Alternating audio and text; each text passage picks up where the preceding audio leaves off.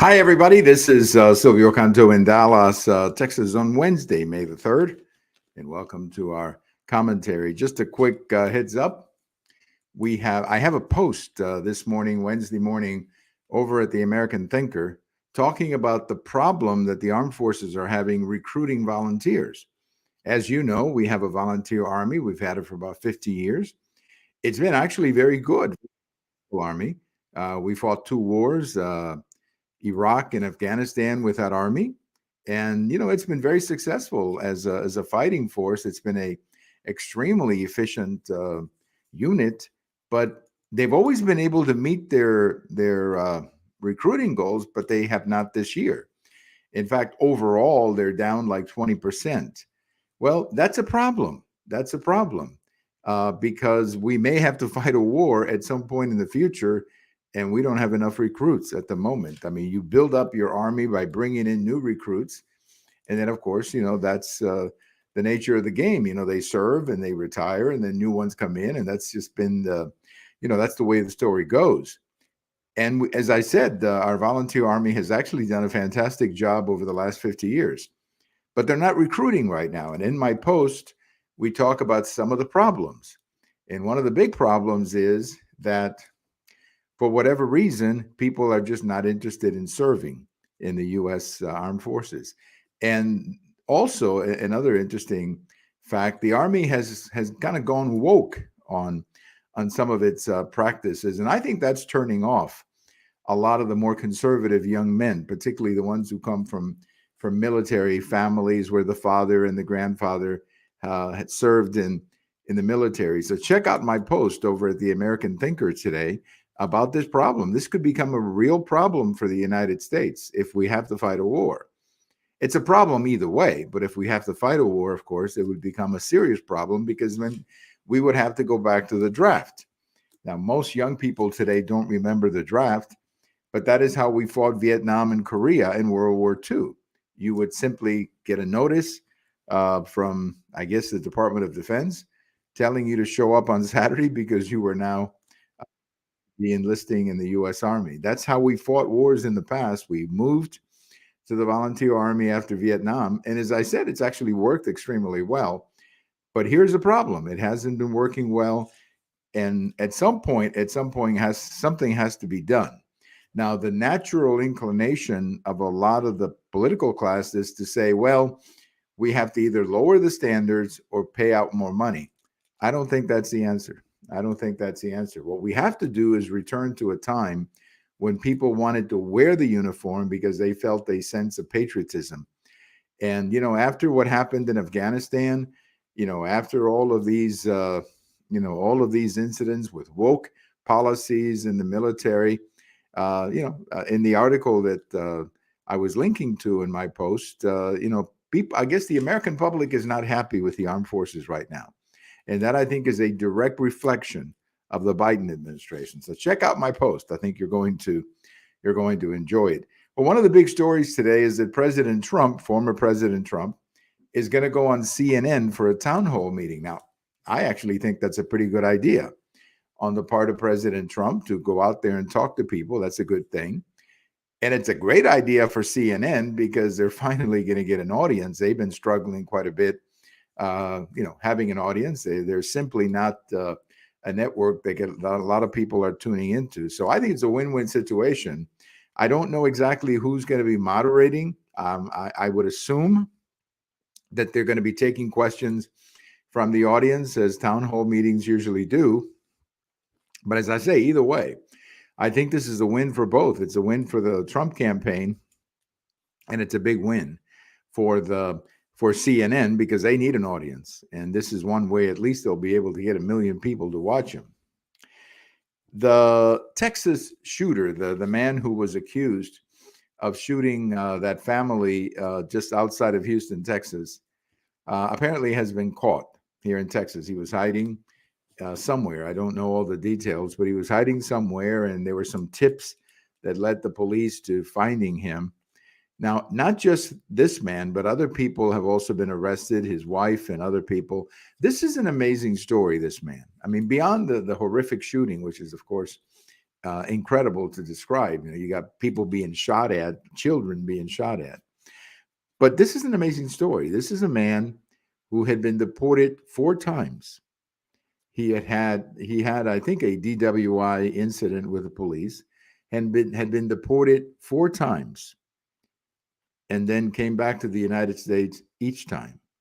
And now he was living there outside of Houston, with no consequences. And this is, a great indictment on our lack of enforcement of immigration laws. People who have been deported 4 times should not be living in the United States, should not be living, like nothing's going on. They've been deported 4 times, and, there are no consequences, I guess, to being deported. So we've got to do a better job on the border. We're not, of course, doing a good job on the border, and that's a huge problem. And that whole problem is going to get a lot worse, by the way, in about a week or so, when Title 42 is finally over. Now, President Biden is sending some troops to the border. They're going to be backup troops. I think he's sending like 1,500 troops, which is really an insignificant amount. I mean, no disrespect to the troops that are going there. I mean, they're wonderful, wonderful soldiers. But what we need to do, if we really want to make a serious statement about the fact that we're going to enforce immigration laws and we're going to control the border, you got to put like 15 or 20,000 troops and space them out in such a way where it's clear to anybody that you're not going to be able to just walk right in to the United States, that you're going to be stopped. And this is also a message to the criminal elements that they're not going to just walk in with drugs and whatever into the United States. But you got to have more than 1,500 troops. You got to have a huge deployment, 15,000. I would even say 30,000. I would make it so obvious that nobody would want to mess with that military presence there. But again, it's going to get really nasty next week because of the failure of the Biden administration and the fact that we have not been protecting our border for ever since he came in. You now have this. There's this buildup of people on the southern side, meaning on the Mexico side. There's a buildup of people who have been sitting there waiting for this Article 42 or Title 42 to go off the books. And, there are estimates that there could be as many as 10,000, 20,000, and they're sort of spread all over the border. They're not just outside of Juarez. You've got Del Rio, you've got other places where these people are just sitting there waiting for the day when they're going to apparently rush into the United States.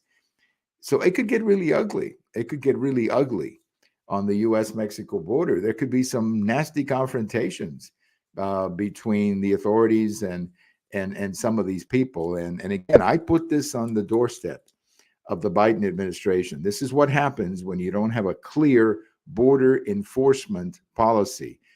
We don't have to write any new laws. All we have to do is enforce the ones we have. And this administration has decided not to enforce the law on the border.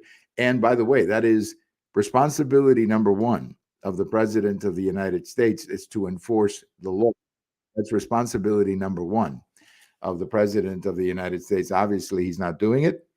He's not doing it. And some people are saying that he should be impeached for this. There are enough grounds to impeach him because he is not enforcing the laws of the country, which is, again, his responsibility as the chief executive. But it would be a waste of time to impeach Joe Biden. And the reason I say that is because you're never going to get it through the Senate. And all you're going to do is distract the Congress, frankly, from other things that are far more important, such as the debt limit and some of the other things. So I think the border speaks for itself. The failure of this administration on the border speaks for itself. And the way to get back at Joe Biden is to get back at him politically in the election. I'm not a big fan of impeachment because impeachment, as we saw with President Trump, becomes divisive and politicized. And I just think impeachment is for those rare opportunities when you impeach someone. But in this case, it's not going to do you any good because nothing is going to get done. They're never going to get it through the Senate. I mean, you may get it through the House. You will get it through the House because it's a majority vote. But when it gets to the Senate, it's just going to be party line as it normally is with these things. Well, a couple of things about this day in history, May the 3rd.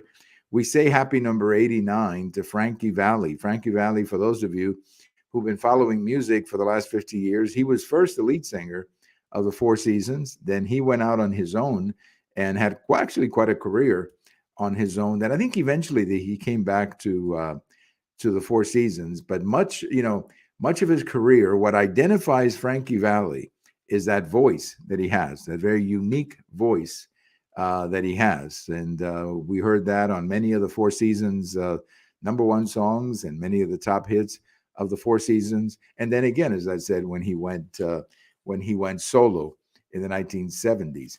The other big story today from the music world is that we remember James Brown. James Brown was born on this day in 1933. He passed away in 2006.